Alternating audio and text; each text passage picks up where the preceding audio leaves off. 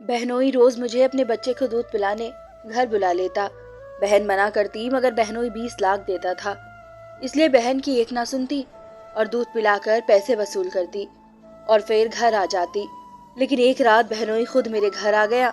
रात का वक्त था, मना भी न कर पाई। मेरे होश उड़ गए उस रात। हम दोनों पति पत्नी एक दूसरे की शक्ल देखने लगे थे। मेरे बहनोई ने बात ही हमारे सामने ऐसी रखी थी।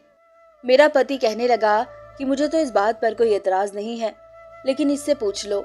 इसने मेरी तरफ इशारा किया। मैं तो नजर ही नहीं उठा पा रही थी। बात ही कुछ ऐसी थी।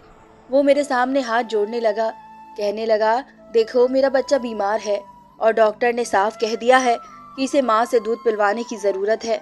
तुम जानती हो कि तुम्हारी बहन बहुत ज्यादा बीमार रहती है, वो इसे दूध नहीं पिला सकती है। मैं तुम्हें बहुत अच्छे पैसे दूंगा। मैं जानता हूँ कि तुम्हारे पति का काम नहीं है। मैं तुम लोगों का पूरा पूरा साथ देने को तैयार हूँ। कहो तो अमन को एक अच्छी रकम दे देता हूँ जिससे अपना कारोबार शुरू कर ले, क्योंकि मेरे पास मेरा बेटा ही मेरे लिए सब कुछ है। मैं नहीं जानती थी कि मेरा बहनोई अपने दोनों हाथ जोड़कर फूट फूट के रोने लगेगा। वो मेरी मिन्नत कर रहा था। अपने भांजे की हालत तो मैं भी देख कर आई थी। अस्पताल में वो बहुत कमजोर हो चुका था। दोनों हाथों पर ड्रिप लगी हुई थी। मेरी बहन भी इसके पास बैठी परेशान थी। लेकिन मुझे हैरत ये हुई कि ये बात मेरी बहनोई ने क्यों नहीं कही। ये बात तो मुझसे मेरी बहन को कहनी चाहिए थी, और अगर वो कहती तब मैं भी इनकार न करती। ये बात भी सच है कि अमन के हालात वाकई ठीक न थे। जब से मेरी शादी हुई थी मैंने सिर्फ जिंदगी की जरूरत ही पूरी होते देखी थी। ख्वाहिशें क्या होती है मैं नहीं जानती थी। इस वक्त तो मैं खुद भी बहुत ज्यादा तंदुरुस्त ना थी। इत्तेफाक से मेरी बहन का बेटा और मेरी बेटी एक ही दिन पैदा हुई थी। मेरा भांजा मेरी बेटी से बस चंद घंटे ही बड़ा था, लेकिन मेरी बेटी नॉर्मल डिलीवरी से हुई थी और मेरा भांजा ऑपरेशन से हुआ था और वह कमजोर था। कुछ दिन बाद घर पर मेरे बहनों उसे ले आए थे, लेकिन मेरी बहन की अपनी हालत ठीक ना थी, इसलिए डब्बे का दूध बच्चे को शुरू करवा दिया, जो कि इसके पेट में ऐसा चुभता था कि इसको डायरिया हो गया।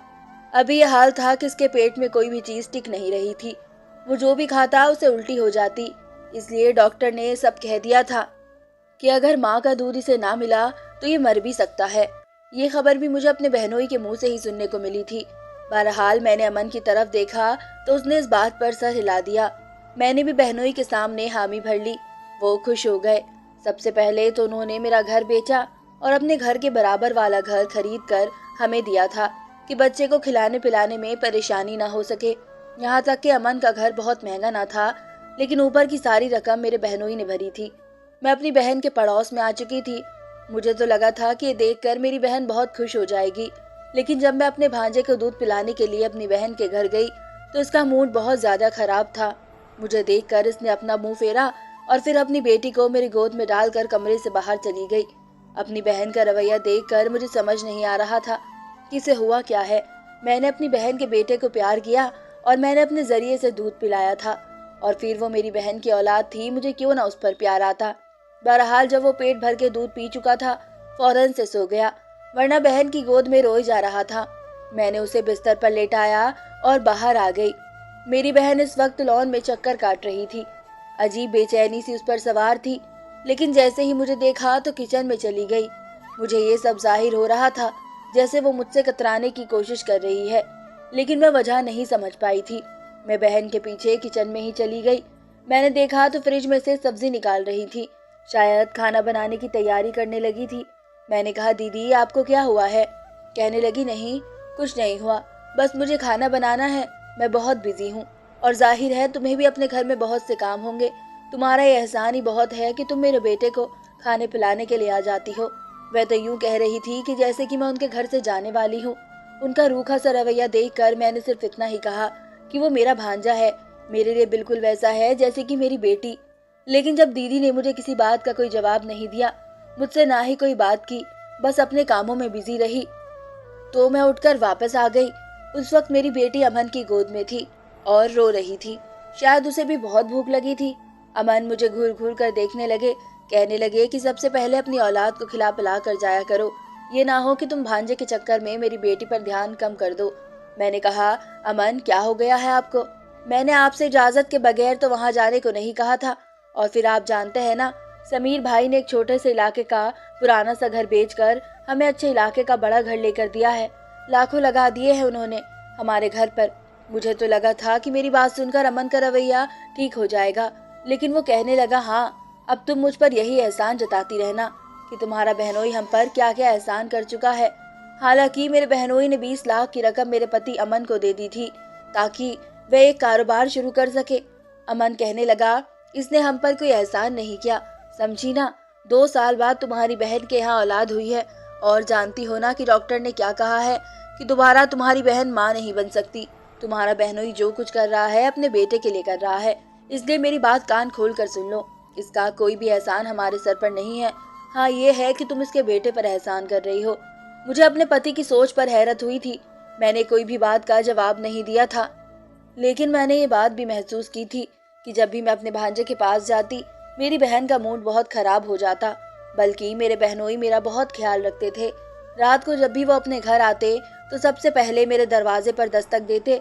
दरवाजा अमन खोलते, फिर अमन को वे फलों का शॉपर थमा देते और कहते कि पायल से कहना कि सारे फल आज ही खाए और बहुत सारा दूध मक्खन मलाई देकर जाते।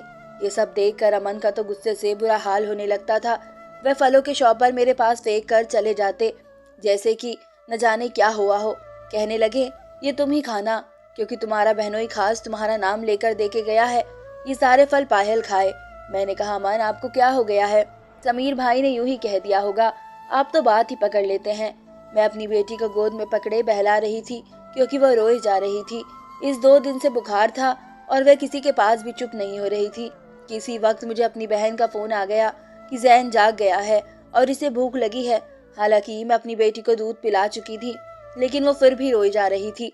मैंने अमन से कहा कि बस आधा घंटा आप इसे संभाल लें तो मैं जैन को जाकर कुछ पिला दूं। उन्होंने मेरी बेटी को मुझसे यूं पकड़ा जैसे छीना हो। कहने लगे, हाँ हाँ जाओ, तुम जाकर गुलामी करो अपने बहनोई के बच्चे की। ये मेरी बेटी है, मैं इसे बहुत अच्छे से संभाल लूंगा। मैं समझ नहीं पा रही थी कि अमन को हुआ क्या है, वो क्यों मुझसे इस तरह का रवैया कर रहे हैं। बहरहाल इस वक्त मुझे जैन की भी फिक्र थी। बड़ी मुश्किल से इसकी सेहत कुछ बेहतर होने लगी थी। मैं फौरन से अपनी बहन के घर से चली गई तो मेरी बहन इसे बहलाने की कोशिश कर रही थी। मुझे देखकर ये जैन को मेरी गोद में डालकर कमरे से जाने लगी। मैंने कहा, दीदी आपको हुआ क्या है? आप क्यों मेरे साथ इस तरह से रूखा सा रवैया रखती है? कहने लगी, तुम बस जो एहसान हम पर कर रही हो ना, बस वही क्या करो। मेरा पति तुम्हें सिर्फ एक दूध पिलाने के जितने लाखों रुपए दे रहा है ना, मैं सब जानती हूँ। तुम दोनों हाथों से मेरे पति को लूट रही हो।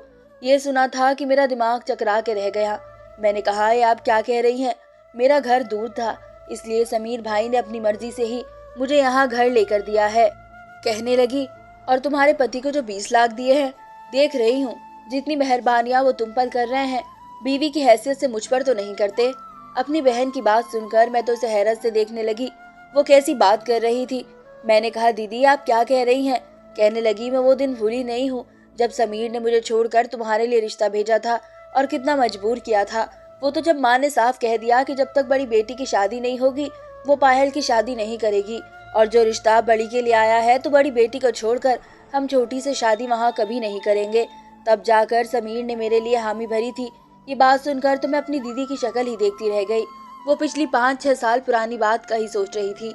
ना तो मैंने कभी समीर भाई को इस नज़र से देखा था और ना ही शादी के बाद भी उन्होंने मुझसे ऐसी कोई बात की थी, क्योंकि मेरी बहन सोच रही थी शायद पहले उन्हें ऐसी कोई ख्वाहिश होगी, लेकिन शादी होने के बाद उन्होंने अपने रिश्ते को पूरी ईमानदारी से निभाया था। और मेरी शादी तो अभी 2 साल पहले ही अमन से हुई थी। जब समीर भाई ने रिश्ता मांगा था मैं थी भी छोटी, 11वीं या 12वीं क्लास में पढ़ती थी। मेरे बाबा तो कभी भी मेरी शादी ना करते, बस इस वक्त हो जाने वाली बात को मेरी दीदी ने किसी दूसरे ही अंदाज में ले लिया था। दीदी आप ऐसा क्यों सोच रही हैं?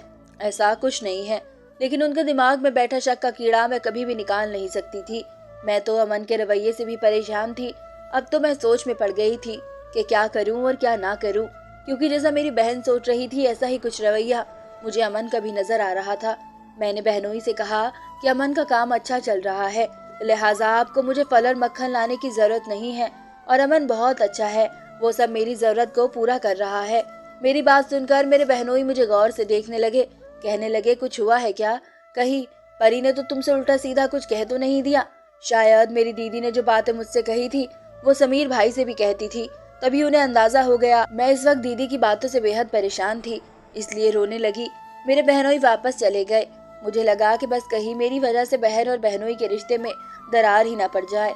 8 महीने होने वाले थे मुझे अपने भांजे को संभालते हुए, और वो काफी सेहतमंद हो चुका था। इसलिए मैंने सोचा कि अब मैं बहनोई को मना कर देती हूँ और उनसे ये भी कह देती हूँ कि जो पैसे वो हमें दे चुके हैं हम आहिस्ता आहिस्ता वो भी वापस दे देंगे, ताकि दीदी को ये ना लगे कि मैं आपके एहसानों तले ऐश कर रही हूँ। बहरहाल मैंने अमन से भी कह दिया कि जो पैसे भी समीर भाई ने दिए हैं मुझे वो अपने पास नहीं रखने। जैसे जैसे आपका कारोबार बढ़ता जाएगा हम पैसे को जमा करेंगे और समीर भाई को वापस लौटा देंगे। ये बात सुनकर अमन मेरी तरफ गौर से देखने लगे। कहने लगे, ये बात अब तुम्हारे दिमाग पर किसने डाल दी है? मैंने कहा, आपका रवैये ने। मुझे लगता है जैसे आप मुझ पर शक करने लगे हैं, और मैं ये सब कुछ नहीं चाहती। बस साल 6 महीने की और बात है कि मेरा भांजा जब खाना खाने लगेगा तो उसे मेरी जरूरत नहीं रहेगी। अब मैं चाहती हूँ कि उस वक्त तक हम घर की कीमत भी समीर भाई को दे दे और ये घर बेचकर आप मुझे जहाँ चाहे ले जाएं। मुझे यहाँ नहीं रहना। मेरी बात सुनकर कहने लगे कि तुम शायद ज्यादा ही सोच रही हो। मैंने कहा, नहीं, आपके शक ने मुझे सोचने पर मजबूर किया है और मैं वही करूंगी जो मैंने सोच लिया है। अमन शायद अपने रवैये पर शर्मिंदा हुए थे। 8 महीने का वक्त भी गुजर गया।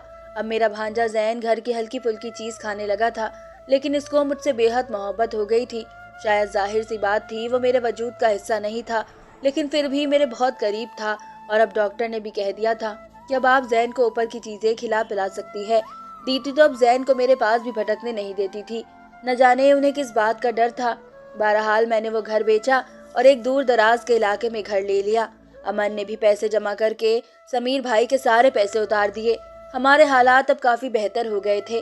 अब मैं दीदी के घर बहुत कम जाती थी, लेकिन जैन जैसे ही 15-16 बरस का हुआ खुद ही मुझसे मिलने आ जाता था।